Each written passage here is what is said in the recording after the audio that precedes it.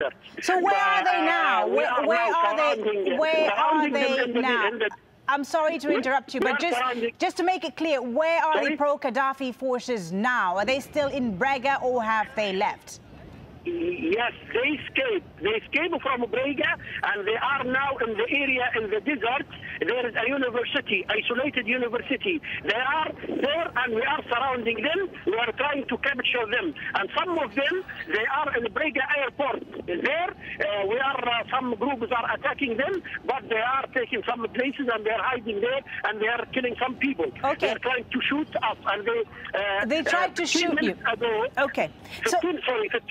15 minutes ago, you know, I am responsible in the company, and I work in ammonia plant. Right. And we have a big tank contains of 15,000 of liquid ammonia. Okay. So once again, just to make it clear for our viewers, I'm sorry to interrupt you, just to make it clear for our viewers who are just joining us, who is in control of Brega right now as we're speaking? It is the locals. It is the revolutionaries. It's us. Allahu Akbar! Allahu Akbar! We are controlling Brega now, but he is using his helicopters.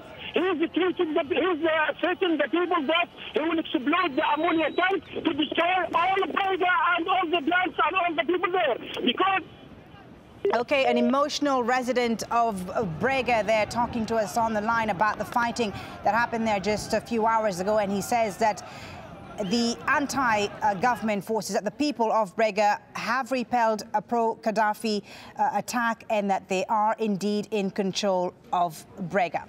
Now, as protesters battle for government forces inside Libya, focus is turning to the tens of thousands of people who are fleeing the country.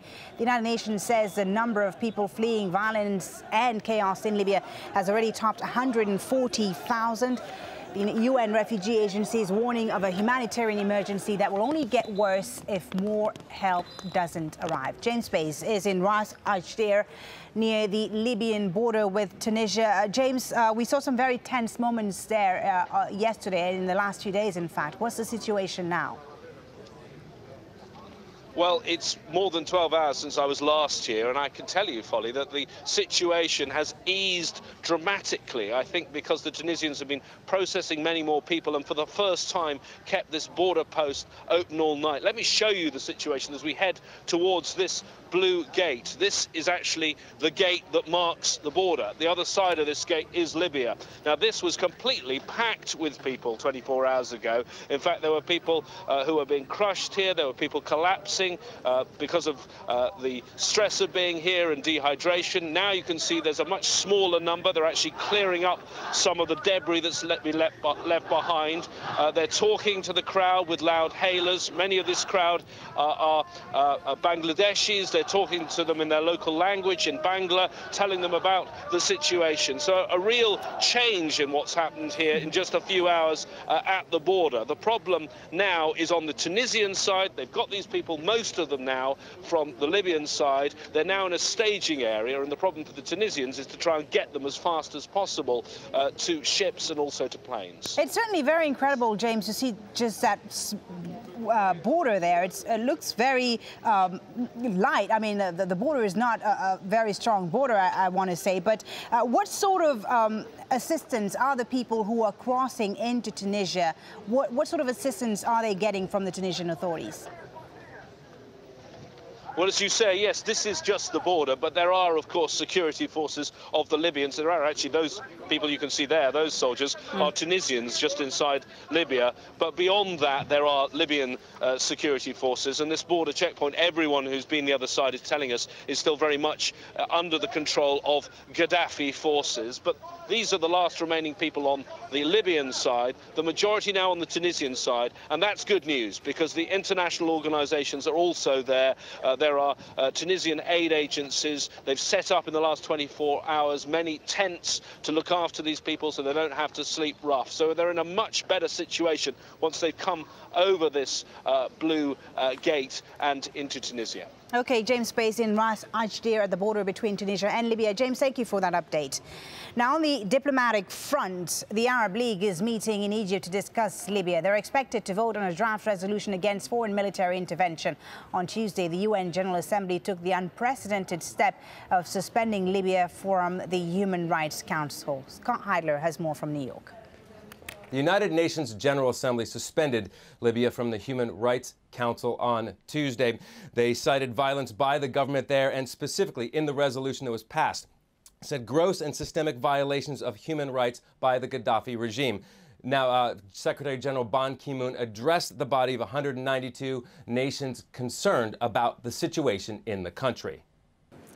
We meet today on a crisis marked by ongoing violence amid a growing humanitarian emergency and a political situation that could quickly deteriorate further. Meeting in emergency session over the weekend, the Security Council acted with unanimity and decisiveness. I welcome as well the strong statements from many international leaders and organizations, the League of Arab States, the African Union, the Organization of the Islamic Conference, and the European Union. Permanent members of the powerful Security Council saying that they are holding consultations with other members on possible next steps by the United Nations, saying nothing is off the table, but the idea of a no-fly zone is becoming less likely. Two U.S. Navy ships are being positioned closer to Libya. The USS Kearsarge and the USS Sponsor moving through the Suez Canal. They're amphibious assault vessel, and the Kearsarge can carry 2,000 Marines. But U.S. Defense Secretary Robert Gates says they're not to be used for any other type of actions right now besides humanitarian efforts. Now, the destroyer USS Barry moved through the Suez Canal on Monday. The U.S. Senate, meanwhile, has passed a resolution urging the UN Security Council to impose a no-fly zone over Libya, but the international community remains divided over the idea. Russia's Foreign Minister Sergei Lavrov is ruling out the proposal, saying it's superfluous. British media reports Prime Minister David Cameron is being warned against a no-fly zone by his military advisors. U.S. Secretary of State Hillary Clinton says the U.S. hasn't ruled out a no-fly zone, but U.S. defense chiefs have called the idea complicated. We have also, with our NATO allies and with the Pentagon, begun to look at potential planning, preparedness in the event that we feel it's necessary for both humanitarian and other reasons that there would have to be actions taken.